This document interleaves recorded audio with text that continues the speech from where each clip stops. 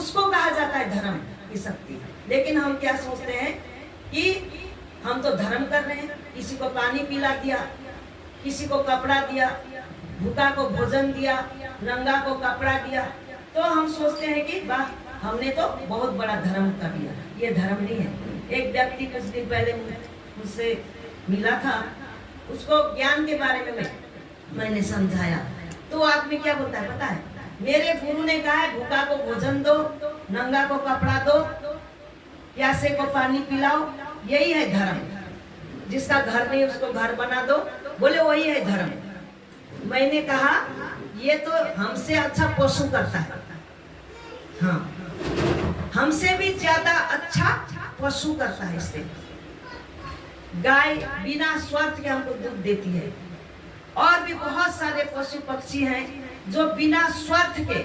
आज तो हम क्या सोचते हैं, चलो मैं इसको खिला रहा हूँ तो मुझे धर्म होगा, मैं कुछ दे रहा हूँ तो मुझे धर्म होगा। ये धर्म नहीं है, ये तो कर्तव्य है। ये तो पशु भी करता है, हमसे भी अच्छा पशु करता है। पशु ऐसे ऐसे पशु हैं जो पशु इस संसार में ना रहे, वृक्ष ना रहे तो हम जीवित नहीं रह सकेंगे। यहाँ पर क्या हो जाएगा, गंदगी फैल जाएगा, हमको ऑक्सीजन लेने में मुश्किल हो जाएगी। पेड़ पौधा ना हो तो हमको ऑक्सीजन लेने में मुश्किल हो जाएगी। गीत जो गंदगी साफ ना करे तो बोले हमको यहाँ गंदगी फैल जाएगी। ऐसे ऐसे पशु प्राणी है जो गंदगी को साफ करती है। समुद्र में अगर आप लोग देखेंगे ऐसे ऐसे जल के जो है वहाँ पर पक्षी लोग हैं, कीड़े मकोड़े हैं, अगर उस गंदगी को समुद्र के भीतर जो गंदगी है उसको अगर वो मछली हो या कोई भी वहाँ पर जीव जंतु हो, अगर उसको ना खाए तो समुद्र का पानी इतना गंदा हो जाएगा, इतना गंदा हो जाएगा।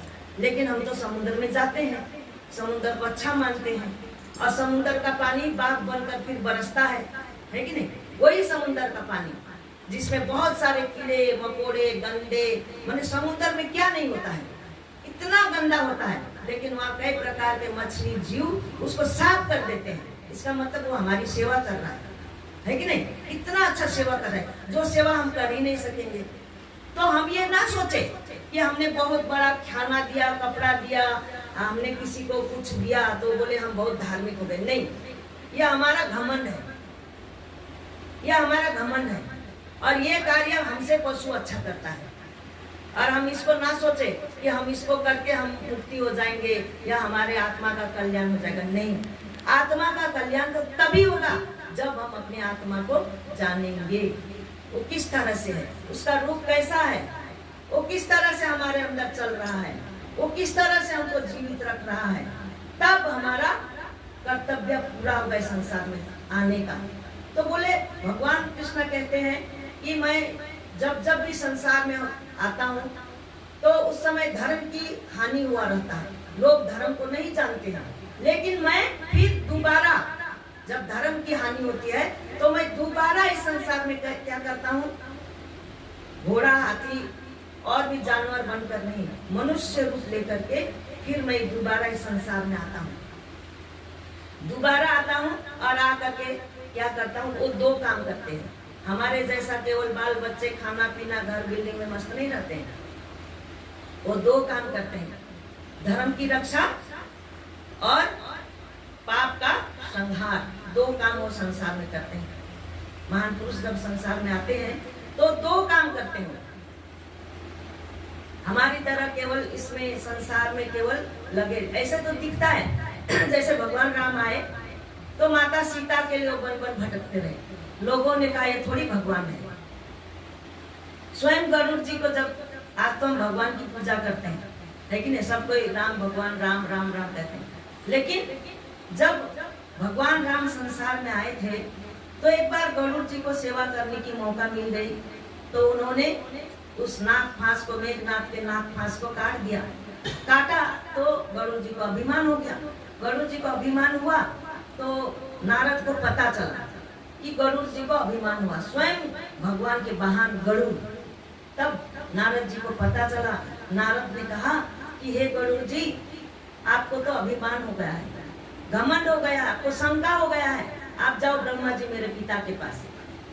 भगवान जब नारद ने ब्रह्मा जी के पास भेजा। तो ब्रह्मा जी ने कहा अब मेरी फुर्सत नहीं है, अभी मेरा तो वेद पाठ करना है।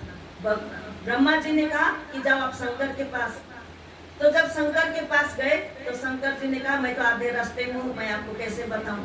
और इसी तरह से भगवान विष्णु के पास में गए और भगवान विष्णु भी बिजी थे, बहुत बता नहीं सके। तो भगवान ने कहा कि तुमको अब सत्संग में जाना है। कहाँ जाना है?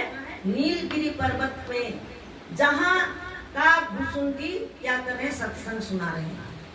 जहाँ सत्संग हो रहा है वहां जाओ। जब सत्संग सुनोगे तब तुम्हारे मन का भ्रम दूर होगा। वहां पर काक भुसुंडी सत्संग सुना रहे हैं। तो गरुड़ जी बोले ओ काक के पास में जाऊं सत्संग सुनने के लिए? उसको अभिमान था, घमंड था। कहते मैं काक के पास जाऊं? तो नारद मुनि कहते हैं कि नहीं, तुमको सत्संग सुनने के लिए जाना ही पड़ेगा, कोई बात नहीं। तो वो सत्संग में गए काक भुसुंडी के पास और उन्होंने बोले सत्संग सुना। और सुनने के बाद उनको क्या हुआ? भ्रम दूर हुआ। तो इसीलिए सत्संग की महिमा हमारे धर्मशास्त्रों में गाया जाता है।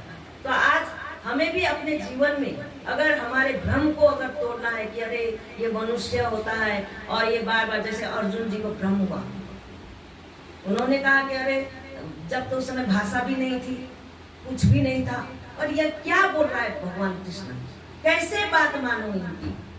उनको भी भ्रम हुआ था। उसी तरह से हमको भी भ्रम हो जाता है और भ्रम होने के बाद तो हमारा बुद्धि का ढक्कन बंद हो जाता है। तो उस समय हमको क्या करना चाहिए? सत्संग सुनना चाहिए।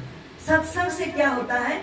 हमारे विवेक के ढक्कन खुल जाते हैं। और जिस दिन हमारे विवेक के ढक्कन खुल जाते हैं उसी दिन हमको समझ में आता है कि नहीं, जब महान पुरुष संसार में आते हैं तो हमें उस समय उनके चरणों में जाना चाहिए।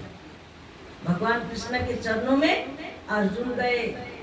अर्जुन जब गए, नमस्तक हो गया, उनको ज्ञान दिया, उसके अंदर आत्मा की ज्योति को दिखाया और उनको पता चला कि ये सारा संसार क्या है?